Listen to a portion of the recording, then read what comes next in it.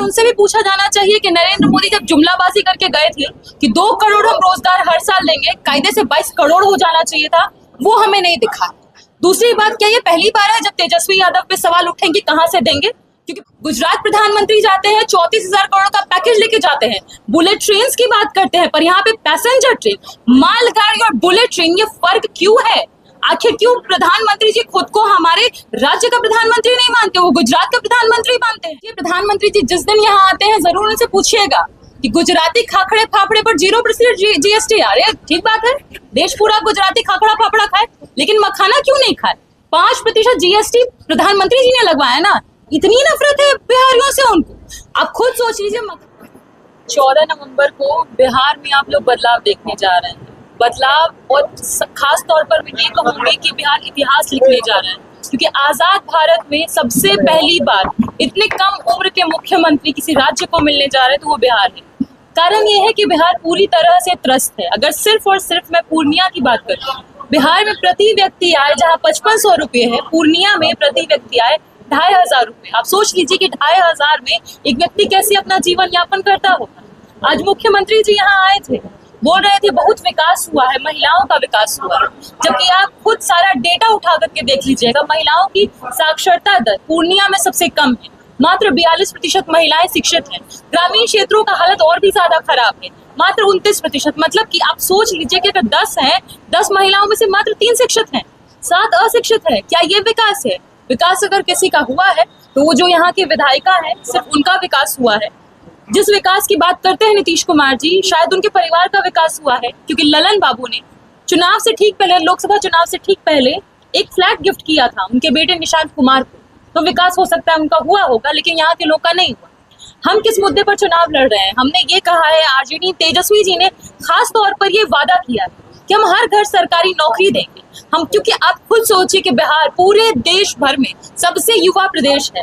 जिस प्रदेश की युवा आबादी सबसे ज्यादा है, वहाँ के युवा मजबूर है कि वो बिहार छोड़ करके बाहर जाते। पूर्णिया से कितने लोग आज पलायन कर रहे हैं। हमारे राज्य का हर चौथा पुरुष बाहर है। इसे जब भी कहा जाता है कि महिलाएं ज्यादा वोट गिराती हैं, हमें तकलीफ होती है इस बात को याद करते हुए कि हर चौथा पुरुष बाहर जाकर के काम करने जा रहा है। क्यों आखिर बिहार में युवा इतने मजबूर है कि वो मजदूरी कर रहे हैं बाहर? हम सूरत जा रहे हैं, गुजरात जा रहे हैं, प्रधानमंत्री हर दिन बिहार आ रहे हैं, और क्या करके प्रधानमंत्री बोल रहे हैं? वो कभी भी नौकरी की बात नहीं कर रहे, रोजगार की बात नहीं कर रहे, वो सेम घिसा पिटा वही अलाप कर रहे हैं, उसी राग का अलाप कर रहे हैं कि रील बनाओ, वही रोजगार है, पकौड़ा तलो, वही रोजगार है। क्या ये जितने भी मंत्री हैं, विधायक हैं, खुद प्रधानमंत्री हो या फिर अमित शाह जी हो, कोई भी अपने बच्चों को ये कहता है कि तुम पकौड़ा तलो या रील बनाओ, वो रोजगार है? इसीलिए तेजस्वी जी ने कहा है कि हम रोजगार के नए अवसर सृजित करेंगे। मैं खुद यहाँ गांव-गांव घूम रही हूँ, लोग मुझे कह रहे हैं कि दीदी इस बार हम तेजस्वी जी को चुनेंगे ताकि हमारे लिए छोटी छोटी इंडस्ट्री लगा जाए, फैक्ट्री लगा जाए, चाहे चूड़ी बनाने की फैक्ट्री हो, चप्पल बनाने की फैक्ट्री हो, या सबसे ज्यादा तो 70% आबादी पूर्णिया की कृषि पर निर्भर, जो कृषि पर निर्भर करने वाला हमारा जो जिला है, आखिर यहाँ पर क्यों कृषि आधारित एग्रो बेस्ड इंडस्ट्री सेटअप नहीं हो सकती है? ये पूर्णिया पीला सोना उगाता है, मक्का के आप जितना भी देख लीजिएगा, बड़ा बड़ा स्टोरेज जो है, जो गोदाम है, बाहर के लोगों के पास है, गुजरातियों के पास में है। बिहारियों के लिए क्या है? अगर हमारे पास यही फूड प्रोसेसिंग यूनिट्स होंगे, हमारे पास हर तरह के उपकरण होंगे कि हम मक्का यहीं उगा करके यहीं से बेच पाए, एमएसपी होगा। जिस एमएसपी की बात तेजस्वी जी ने कहा, क्योंकि अगर किसानों को सबसे ज्यादा किसी ने बदहाल किया है तो उस व्यक्ति का नाम नीतीश कुमार, क्योंकि उन्होंने एपीएमसी को खत्म कर दिया, मंडी की व्यवस्था खत्म हो गई, एमएसपी नहीं मिल रहा है, ना धान पे, ना मक्का पे, किसी चीज पे नहीं मिल रहा है। तो हम ये इंश्योर करेंगे कि किसानों को एमएसपी मिले, साथ ही साथ जो खाद है, यूरिया है, डीएपी है, सबका दाम बढ़ा करके जो बेच रही है बिचौलिया मार्केट में, वो सब खत्म हो। पूरे राज्य में ऊपर से नीचे तक भ्रष्टाचार हो रहा है। ऊपर में डीके टैक्स चल रहा है, पूर्णिया में बीजे टैक्स चल रहा है। आप कहीं भी चले जाइए, ब्लॉक लेवल पे चले जाइए, थाना लेवल पे चले जाइए, बिना पैसे दिए ये काम नहीं हो रहा है। जनता बहुत त्रस्त है। कोई क्यों चाहेगा कि मैं अपना घर परिवार छोड़ूं, घर परिवार छोड़ करके बाहर कमाने जाऊं, अगर यहीं रहने की व्यवस्था होगी। तेजस्वी जी का एक सपना है कि हम लोग यहाँ पर जो युवा बाहर पलायन कर चुके हैं उनको हम वापस लेकर के आए, उनके घरों तक पहुंचाए, इसलिए हर घर सरकारी नौकरी दे। जितनी जीविका दीदी है उनमें से जो सीएम है उनको पक्की नौकरी दे। जो जीविका दीदियों में मान लीजिए जो अध्यक्ष है, सचिव है, इन लोगों को 2-2 हजार रुपये का हम समर्थन दे, इनका हम बीमा कराएं, ये सारी 200 यूनिट बिजली फ्री दे, 500 में गैस सिलेंडर दे। और जब तेजस्वी जी ने कहा ना कि हम जब हर घर सरकारी नौकरी देंगे, तो ये लोग उसी तरह से मजाक बना रहे थे जैसे पिछले विधानसभा चुनाव में मनाया था। पैसा कहाँ से लाओगे, कहाँ से दोगे? 17 महीने का कार्यकाल मिला, हमने करके दिखाया। और ये वही आरजेडी पार्टी है जिससे हमारे मनरेगा में रघुवंश बाबू ने सबसे पहले एक्ट बनाया था, नरेगा एक्ट, तब जाकर के 100 दिनों का रोजगार दिया गया, सुनिश्चित किया गया कानून लाकर। और तेजस्वी जी ने भी कहा है कि हम जिस दिन हमारी सरकार बनेगी 20 दिनों के भीतर हम कानून बनाएंगे और कानून बना करके ही हम उसको 20 महीनों में सबको नौकरी देंगे। तो हमारा पुराना इतिहास है कि पहले कानून फिर नौकरी, जुमलाबाजी यहाँ नहीं चलेगी। और मैं बस यही बताना चाहूँ कि जो भी हमारे वादे हैं, आप देखिए सब मुद्दा पे है। कहाँ है हमारे गृह मंत्री? दलितों का, हमारे दलितों का, पिछड़ों का, सबका मजाक बनाते हैं। हमारे देश के सबसे बड़े नायक बाबा साहब अम्बेडकर के बारे में बोलते हैं कि अम्बेडकर मत करो, और वहीं हमारे तेजस्वी जी कहते हैं हर पंचायत हम अम्बेडकर पुस्तकालय खोलेंगे।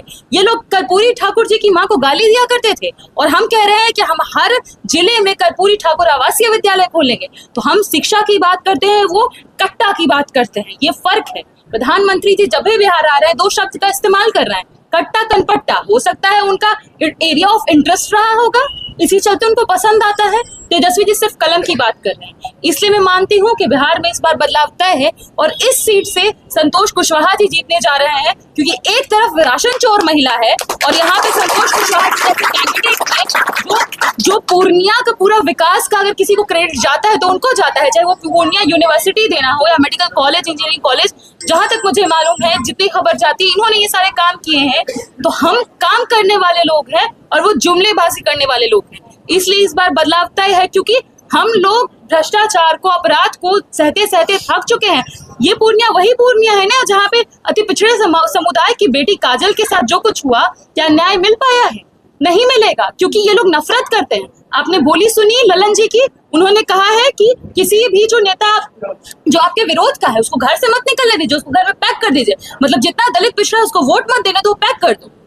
हम इसका जवाब बहुत अच्छे से देना जानते हैं, और हमारा जवाब यही होगा कि वोट के चोट से सरकार को बदला जाएगा, जो हनक है पावर का, इसको खत्म किया जाएगा। इसीलिए बिहार में बदलाव होने जा रहा है। हर युवा अपना भविष्य खुद लिखेगा, इसलिए तेजस्वी जी को चुनेगा। पूर्णिया में यहाँ दमदाह से हम लोग संतोष कुशवाहा जी को चुनने जा रहे हैं। उनसे भी पूछा जाना चाहिए कि नरेंद्र मोदी जब जुमलाबाजी करके गए थे कि 2 करोड़ हम रोजगार हर साल देंगे, कायदे से 22 करोड़ हो जाना चाहिए था, वो हमें नहीं दिखा।